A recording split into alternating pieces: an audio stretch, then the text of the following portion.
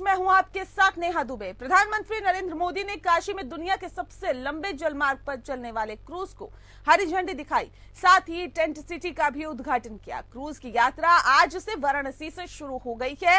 MV Ganga विलास cruise दुनिया के सबसे लंबे जलमार्ग पर चलने वाला क्रूज है। हालांकि गंगा विलास क्रूज पर सियासत भी शुरू हो गई है। इसके महंगे किराए की वजह से सपा प्रमुख अखिलेश यादव ने इसे उद्योगपतियों का क्रूज बताया है। रिपोर्ट देखें।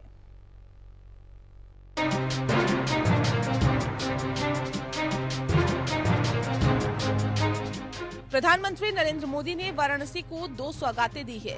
पहली सौगात गंगा विलास क्रूज और दूसरी 5 स्टार टेंट सिटी। प्रधानमंत्री नरेंद्र मोदी ने इसका वर्चुअली उद्घाटन किया। इसके बाद गंगा विलास क्रूज दुनिया की सबसे लंबी रिवर क्रूज यात्रा पर रवाना हो गया। इस दौरान ये 3200 किलोमीटर का सफर करेगा। ये वाराणसी से असम के डिब्रूगढ़ तक जाएगा। उद्घाटन के बाद प्रधानमंत्री नरेंद्र मोदी ने कहा कि काशी से डिब्रूगढ़ के बीच जल यात्रा करने वाले गंगा विलास क्रूज से पूर्वी भारत के अनेक पर्यटक स्थल विश्व पर्यटन मानचित्र में और प्रमुखता से आएंगे। रेलवे, हाईवे, एयरवे और वाटरवे जैसा फिजिकल कनेक्टिविटी, इनसे जुड़ा हुआ इंफ्रास्ट्रक्चर हो। ये आज भारत के तेज विकास का, विकसित भारत के निर्माण का सबसे मजबूत स्तंभ है। सबसे चौड़े हाईवे, सबसे आधुनिक एयरपोर्ट, आधुनिक रेलवे स्टेशन, सबसे ऊंचे और लंबे पुल, सबसे ऊंचाई पर बनने वाली लंबी टनल से नए भारत के विकास का प्रतिबिंब हम सब अनुभव करते हैं। इसमें भी नदी जलमार्ग भारत का नया सामर्थ्य बन रहे हैं। साथियों, आज गंगा विलास क्रूज की शुरुआत होना भी एक साधारण घटना नहीं है। जैसे कोई देश जब अपने दम पर सैटेलाइट को अंतरिक्ष में स्थापित करता है तो वो उस देश की तकनीकी क्षमता को दिखाता है। वहीं उत्तर प्रदेश के मुख्यमंत्री योगी आदित्यनाथ ने कहा कि पिछले 3 दिनों में रिवर क्रूज एमवी गंगा विलास के पर्यटकों ने वाराणसी और आसपास के स्थानों का दौरा कर संस्कृति का अनुभव किया। काशी आज एक नई पहचान के साथ आगे बढ़ रही है। इस मौके पर वाराणसी के रविदास घाट पर मुख्यमंत्री योगी आदित्यनाथ मौजूद रहे। आज का दिन हम सब के लिए अत्यंत महत्वपूर्ण दिन है। विगत 8 वर्षों में बदलते हुए भारत को दुनिया ने देखा है। काशी ने एक नई यात्रा प्रारंभ की है। दुनिया की सबसे प्राचीन नगरी, दुनिया की भारत की आध्यात्मिक और सांस्कृतिक राजधानी के रूप में विख्यात काशी विगत 8 वर्ष में अपनी इस विरासत की धरोहर को संरक्षित रखते हुए आदरणीय प्रधानमंत्री जी के मार्गदर्शन और नेतृत्व में एक नई काया और कलेवर के साथ वैश्विक मानचित्र पर उभरी है। समारोह में वीडियो कॉन्फ्रेंसिंग के जरिए जुड़े बिहार के उप मुख्यमंत्री तेजस्वी यादव ने कहा कि क्रूज राज्य की 6 स्थलों बक्सर, छपरा, पटना, सिमरिया, मुंगेर, सुल्तानगंज और कहलगांव में रुकेगा। क्रूज के बिहार से गुजरने पर पर्यटकों का संस्कृति और इतिहास से परिचय होगा। यात्रा को सुगम और गतिमान बनाने के लिए जिलों में एक नोडल अधिकारी बनाए गए हैं। असम के सीएम हेमंत बिस्वा शर्मा ने कहा कि मैं प्रधानमंत्री नरेंद्र मोदी का धन्यवाद करना चाहता हूं, क्योंकि जिस रिवर क्रूज की आज से शुरुआत हो रही है, ये काशी से असम को भी जोड़ रहा है। इस क्रूज में जो यात्री आएंगे उन्हें मां कामाख्या का दर्शन करने को मिलेगा और कांचीरंगा आदि देखने को मिलेगा। इस बीच गंगा विलास क्रूज पर सियासत भी शुरू हो गई है। सपा प्रमुख अखिलेश यादव ने इसे उद्योगपतियों का क्रूज बताया। उन्होंने कहा कि बीजेपी की धार्मिक स्थलों को पर्यटन स्थल बनाकर पैसे कमाने की नीति निंदनीय है। पूरी दुनिया से लोग काशी के आध्यात्मिक वैभव की अनुभूति करने के लिए आते हैं, विलास विहार के लिए नहीं। लेकिन ये भारतीय जनता पार्टी टूरिज्म और पैसा बढ़ाना चाहती है, पैसा कमाने के लिए व्यवस्था बना रही है। आखिरकार वहां के जो निषाद समाज के लोग हैं, जो नाव चलाते थे, नावक थे, उनको क्या लाभ मिलने जा रहा है? उनके लिए क्या सुविधाएं दी गई हैं? क्या बड़े उद्योगपतियों के लिए सुविधा होगी या बाहर से जो कारोबार करने वाले लोग हैं उन्हीं के लिए सुविधा होगी? अखिलेश यादव ने कहा कि बीजेपी बाहरी चकाचौंध से असल मुद्दों के अंधेरों को अब और नहीं ढक पाएगी। सरकार ये बताए कि वाराणसी के नाविकों के लिए क्या किया। उन्होंने कुछ भी नहीं किया। अब क्या बीजेपी नाविकों का रोजगार भी छीनेगी? अखिलेश ने आरोप लगाया कि बीजेपी बड़े बड़े लोगों को फायदा पहुंचाने का काम कर रही है। Bureau report. और पक्ष विपक्ष में दरअसल आज हम बात करेंगे काशी क्रूज पर आखिर कलह क्यों, गंगा विलास क्रूज विदेशी पर्यटकों से क्या गुलजार होगा, और साथ ही साथ सवाल इस बात को लेकर है कि लोगों को कितना फायदा मिलेगा। इस विषय पे आज हम तफसील से चर्चा करेंगे। खास मेहमान हमारे साथ मौजूद है, उनसे आपका परिचय करा देते हैं। इस वक्त हमारे साथ विजय खैरा साहब है, प्रवक्ता है भारतीय जनता पार्टी के, बहुत स्वागत है आपका। विनय सिंह जी हमारे साथ है, प्रवक्ता है सपा के, बहुत स्वागत है आपका। और रत्नाकर सिंह जी हमारे साथ जुड़ गए हैं, प्रवक्ता हैं कांग्रेस पार्टी के, आपका भी बहुत स्वागत है। खैरा साहब, इस खास कार्यक्रम की शुरुआत जल्दी से आपके साथ कर लेते हैं। सबसे पहले सर ये बता दीजिए, इससे फायदा कैसे होगा लोगों को, क्योंकि इस पे भी लगातार आरोप लगाए जा रहे हैं, निशाना साधा जा रहा है। जल्दी से बता दीजिए सर। भारत के लिए नहीं, विश्व का इतिहास आज कायम हुआ है, इन लोगों को पता है। लेकिन क्या है, मरे जा रहे जलन से, इतनी जलन, कोई भी विकास की बात हो जाए जरा सी जल के भुन जाते हैं, फिर कोई ना कोई रास्ता ढूंढते हैं कि कैसे क्रिटिसाइज करें इसको। यानी ये क्रूज है, जा रहा है, तुमसे ना कोई वसूल रहा है, न कोई तुम्हें कोई छुड़ा रहा है। धार्मिक स्थलों के लिए, विदेशी पर्यटकों के लिए एक आकर्षण केंद्र बन रहा है। मुझे याद है एक बार मैं लंदन से पेरिस तक एक क्रूज से आया था, बहुत बड़ा था, हालांकि वो 150 यात्रियों का था, छोटा सिनेमा हॉल वगैरह वगैरह था। तब मैं कल्पना करता था क्या ये कभी हमारे देश में हो सकता है। मैं सोचा शायद कभी भी नहीं होगा। आज देख के हम दंग रह गए कि वो काम जिसकी कल्पना कभी हम लोग नहीं कर सकते हैं वो सब हो रहे हैं। कांग्रेस शासन में तो सफाई तक की इतनी गहराई तक कभी तैयार नहीं कर पाए कि जिस गहराई में हम क्रूज भी लेके जाएं बिना किसी समस्या के, बिना किसी एक्सीडेंट के, भगवान की दया से मतलब सुरक्षित हो गए। लेकिन आज अब ये हो गया है और 3200 किलोमीटर का सफर, 50 स्टेशन, जिसमें हर रोज आपको घूमने का मौका। सारनाथ में आएंगे, धीरे धीरे जब ये बढ़ेगा, पर्यटन का क्रेज बढ़ेगा पूरे वर्ल्ड वाइड, तो आज 1 चल रहे, कल 2 चलेंगे, 10 चलेंगे, नॉर्मल चलेंगे। एक सपना था, जैसे कहीं कोई किसी को 36 आदमी जाने हैं, ये कह रहे मछुआरों का बिजनेस चला जाएगा। बोर्ड तो देखो जरा पकड़ लगे, कैसे कैसे झूठ बोलते हैं। अखिलेश यादव ने जैसे झूठ बोला था, वैक्सीन ऐसी है, वैक्सीन वैसी है, पकड़े गए झूठ बोलते, आज फिर पकड़े गए। ये क्या हो रहा है? क्या पकड़े गए? क्या झूठ बोलते हुए पकड़े गए? कैसे मछली पकड़ रहे? क्या हम बैठ के वहाँ कोई जवाब? अरे शर्म कीजिए जरा सा, भाषा की मर्यादा को समझिए जरा। आपके यहाँ तो संस्कार नाम की कोई चीजें नहीं है। अरे हम तो बिल्कुल अनपढ़ हैं, अमर्यादित हैं। आप लोग कितने अमर्यादित हैं? अरे शर्म कीजिए, कम से कम मर्यादा को पहचानिए। खैरा साहब इतने बुजुर्ग हो गए हैं, कम से कम बोलने की शालीनता को ले आइए। बरगला नहीं सकते आप। अब उस हदों को पार मत कर दीजिए, उस हदों को पार मत कीजिए। कम से कम कायदे से बात कीजिए। माननीय राष्ट्रीय अध्यक्ष अखिलेश यादव जी के बारे में कायदे से बात कीजिए। जबान लड़खड़ानी नहीं चाहिए, भाषा की मर्यादा को कायदे से बात कीजिए। नहीं इस तरह से एकदम लोग बोलते हैं, मैंने नहीं बोला। विनय सिंह जी, मैंने तो ये बोला है कि बरगलाते हैं, वैक्सीन को बोलते हैं, वैक्सीन है, पढ़े लिखे लोग हैं, इस तरह से थोड़ी होता है। इतने बुजुर्ग हो गए, कम से कम सभी को अपनी मर्यादाओं का ध्यान रखना चाहिए ना सर। अरे वो राष्ट्रीय अध्यक्ष मुख्यमंत्री के बारे में बात कर रहे हैं। आपके शीर्ष नेतृत्व के तरफ से झूठ बोलते हैं वो, जो परमानेंट भारतीय जनता पार्टी झूठ की पाठशाला चलाती है, उसके आप लोग जो है, आप लोग उसके क्या है? उन्होंने बोला मछुआरों को नुकसान है। आप तो ये बताओ, ये नुकसान बिल्कुल है। नुकसान क्यों नहीं है? नुकसान बताओ। इस पर भारत चल पाएगा क्या? भारत चलेगा, भारत की जनता चल पाएगी? अरे बताओ ना, अपने भारत की जनता का क्या हो रहा है इसमें, हमें बताओ तो सही। रोजगार के लिए अब बनवाया आपने, क्या हो रहा है? भारत चलेगा इस पर? अब अपने उद्योगपति मित्रों के इजला के लिए आप खुद चला रहे हैं क्या? भारत का 80% आबादी उस पर चल पाएगा? नहीं अच्छा एक बताइए। आप बता रहे हैं नहीं, एक बात बताइए विनय जी, आपने हिंदुस्तान को क्या वसूली का अड्डा बना रखा है? भारत की आबादी को सेवई में नाचने वाली दिखा रहे थे, पर्यटन के नाम पर वसूली करेंगे, सेवई में आपने नाचने वाली के नाम पर वसूली करेंगे। जनता को जीने कब देंगे? जनता को रोजगार कब देंगे? जनता को महंगाई से निजात कब दिलाएंगे? बेरोजगारों को रोजगार कब मिलेगा?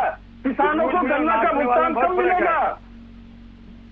इस पर बात ही नहीं करते। विनय जी बात करते हैं क्रूज चला दिया। ये कह रहे हैं कम से असली भारत कम से कम हम ऐसा महोत्सव तो नहीं करते जहाँ बड़े बड़े एक्टरों को बुला दिया जाता है और पैसे को पानी की तरह बहाया जाता है। कम से कम जनता का पैसा जनता की भलाई में तो लगाया जा रहा है। अरे वो तो जब ये लोग ऐड करने के लिए समिट के नाम पर विदेश गए थे तो दुबई में 12 लोग थे जहाँ पर ये मीटिंग कर रहे थे।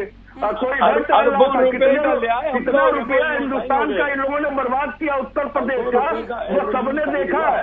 ये केवल जनता के पैसे पर ऐश कर रहे हैं, क्योंकि अभी खैरा साहब ने बताया कि हम क्रूज पर कैसे दिक्कतें होगी जनता को, मुझे बता दीजिए, थोड़ा सा बता दीजिए।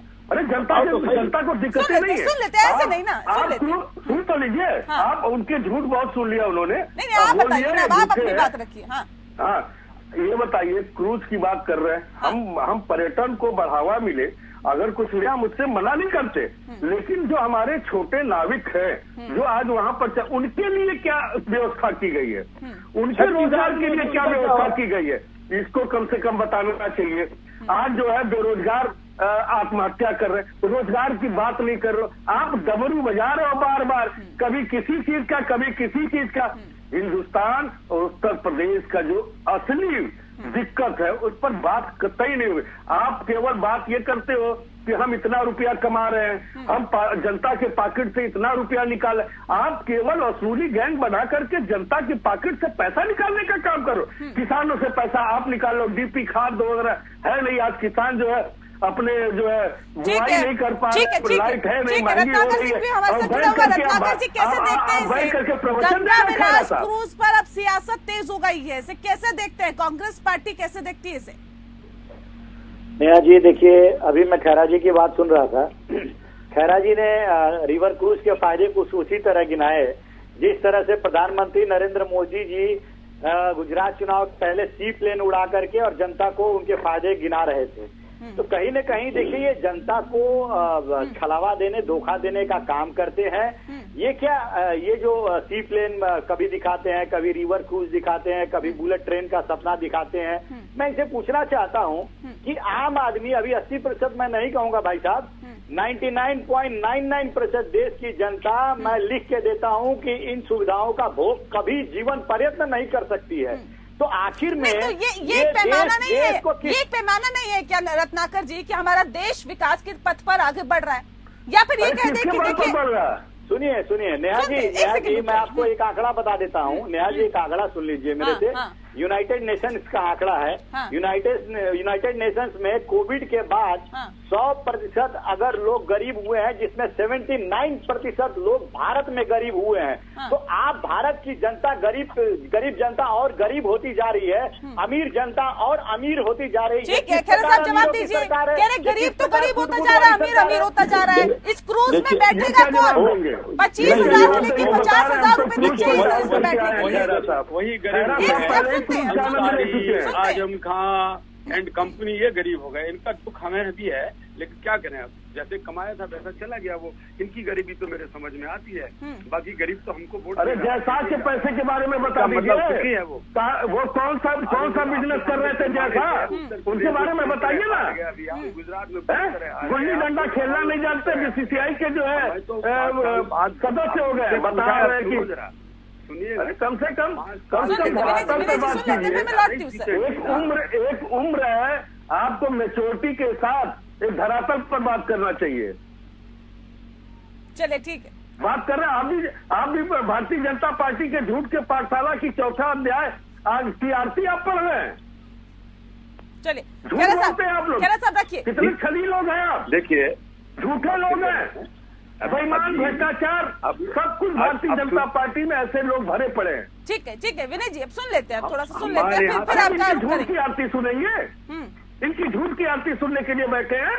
ठीक है। केवल खैरा साहब ये कह रहे झूठ बोलते हैं आप लोग। पाठशाला की एक किताब है, उसी में से एक आध अध्याय लेकर चालीसा के रूप में पढ़ते रहते हैं। इनको जब शांत हो जाएंगे तब बोल लेंगे। बोल लीजिए आप। अरे जनता कभी शांत नहीं होगी। बोल लीजिए आप जनता ने अभी फिर बोलो, जनता ने लत्याया तुमको, सुनते तो है जनता की आवाज है। विनय जी, जनता की आवाज तो ठीक है, महंगाई से निजात, किसानों का गन्ने का भुगतान, ये सब जनता की आवाज है। क्या बोलेंगे ये? ठीक है, सुन लेते हैं, अब सुन लेते हैं, धैर्य के साथ सुनते भी है तो है। ठीक है, ये कह रहे हैं कि इससे गरीबों को असर पड़ेगा, मछुआरों को नहीं कह रहे, नाविकों की भी नौकरी चली जाएगी, वो उनका कामकाज बंद हो जाएगा, उनके लिए क्या इंतजाम है आप लोगों के पास? सुनिए आप, 36 आदमी का क्रूज है, 36 पैसेंजर से पूरे के पूरे 36 पैसेंजर जाना है, उससे मछुआरों को क्या हो रहा है ईश्वर जाने। अगर ये कहते हैं स्टीमर चलने से मछली मर जाएंगी तो आश्चर्य की बात है इनकी, क्योंकि ऐसा होता नहीं है, वहाँ बंदूक नहीं चल रही है। बताइए किस तरह से बात कर रहे हैं? आपको नहीं पता है नागरिकों का क्या होगा। एक मिनट सुनने क्या डालो जरा। गरीबों के लिए इनके पास दर्द नहीं है, इनके अंदर दर्द है रानी अंबानी के लिए। नहीं, ये तो कह रहे हैं ना कि आपके अंदर दर्द है, कह रहे हैं आपके अंदर दर्द है, आप जो सोच नहीं सकते थे वो प्रधानमंत्री मोदी ने कर दिखाया। आप विनय जी कर दिखाया, बता तो दें।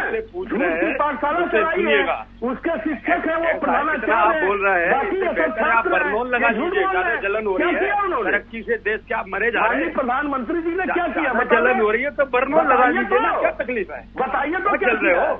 नहीं बताइए तो क्या किया है? देखा जाता देश की तरक्की देखी जाती तुमसे। छात्रों युवाओं को जब मिसाल बनती तो आपको एग्जाम दे करके अपने परीक्षा के रिजल्ट का